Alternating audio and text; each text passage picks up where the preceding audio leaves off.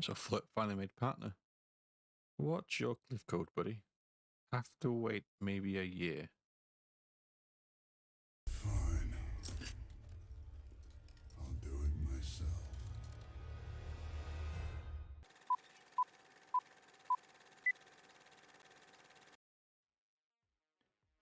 Hello guys, welcome to the video. Now I just want to be clear before we get into this. This is not a basics video. I'm not going to be showing you every aspect of this build step by step. This build's pretty complicated, and if I tried doing that, I'd have you here for like 2 hours. Now I do have a couple of videos that are step-by-step tutorials. I'll put a link in the description below. That being said though, I do have a couple of techniques that I want to show you to help with your drawing. I also want to make you aware of how tributors react to Polychrome in a room and what that will do to the selection of colors you have available. I'm going to go ahead and build the background to this piece. When this is in place, we're going to have a little discussion about the relationship between tributor colors and the Polychrome. So there's nothing special about this back piece, it's just omega tributor layers with a color fade from the left to the middle and then middle to the right. The grid that I build just in front of this piece for reference later is an 8x8 grid, and each cell is 2 meters wide. So I'm going to check the glyph up so we can have a good look and compare. I want you to notice how bad that color grading is. You can pretty much detect where every tributor ends and starts. And this just illustrates that these colors without the polychrome don't go together. If I go and activate the polychrome, we can now see the colors all smooth out, those harsh gradient lines go away, and the colors become more true to what we're trying to get to. This is how tributor is affected by a polychrome. As far as I'm aware, this effect is pretty consistent. I've tested it on PlayStation, I've tested it on PC, and I also reached out to Buff00n. He also tested it on PC and got the same results. For an even more dramatic version of this effect, let's have a look at the sun under a polychrome. Notice how the transition from yellow to orange is nice and smooth, and that those weird rusty reds at the bottom have turned to a nice vibrant pink.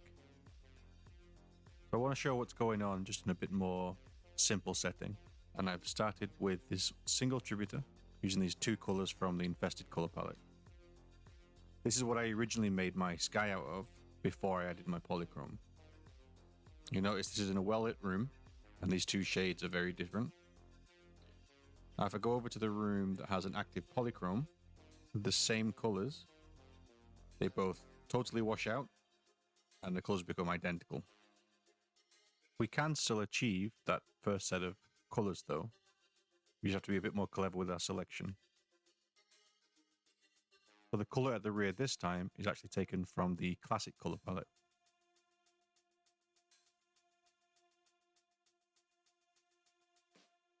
However, if we take these altered colors into a non-polychromed room, you see these are nowhere near the colors that we're trying to get.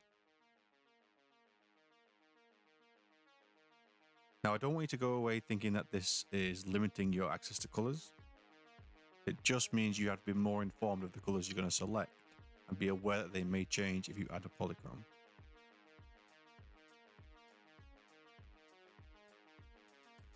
So next we come to the drawing portion of the video. So the first thing we need to do is to take your image. In my case, it's the Purpleflurp logo or glyph. And then I'm going to divide it into an 8x8 grid, the same that we built over the Shadowart in-game. Now you can do this on your actual image just with a ruler and a pencil. I put mine through imaging software just to overlay a grid, just like something to show you. But then I'm going to use this grid kind of like grid coordinates. So we're going to take the Solarist weapon spec, and we're going to try and plot in those grids where the Vault horns start and end.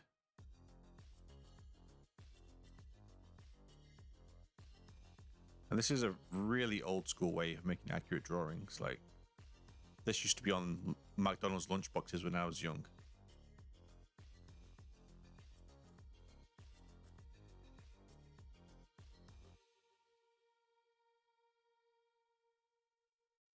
Once we've got all these points plotted out, we're then just going to join them up with the Solaris plate decorations. And I'm going to position them so they're not touching those background pink layers. There's not a big issue if they do touch the background. All it's going to do is add a really thin pink outline across the silhouette. Now I want to try to keep the silhouette just black. So I'm making sure it's not touching any other tributary layers.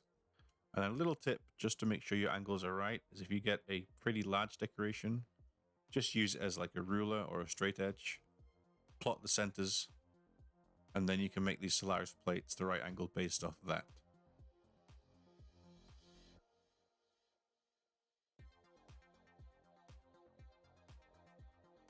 Then once we've filled all the inside of these shapes, you can see we've got a really nice, accurate silhouette of Vault's horns.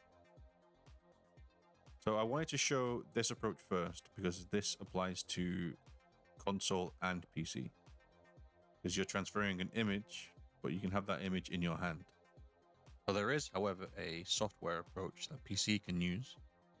I'm going to go ahead and finish a little bit more of this vault, and then I'll bring you back in to show you the software.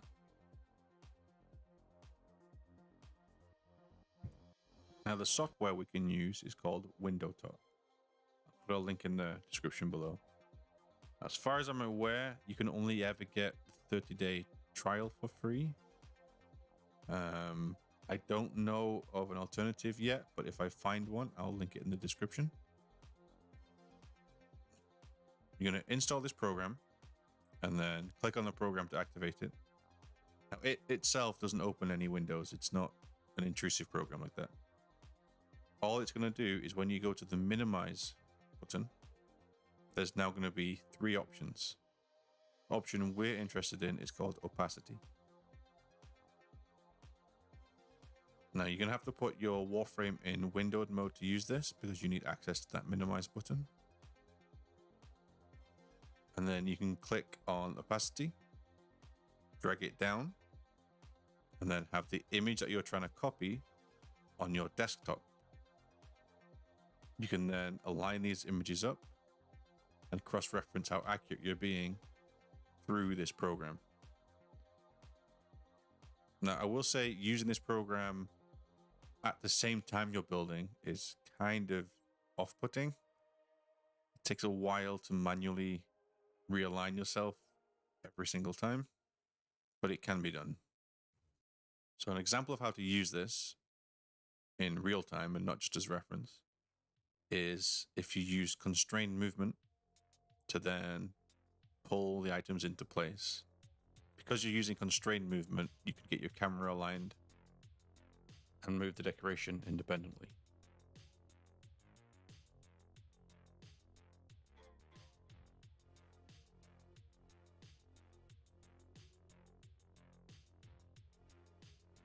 If you want to see another practical application for this WindTop app, I'm going to put a link in the description below, taking you to a video by Buff00n. He used the same technique to make a sculpture.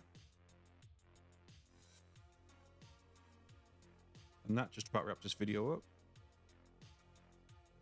If you liked what you saw or learned anything, consider giving this video a like. And stick around if you want to see the final product in a mini showcase.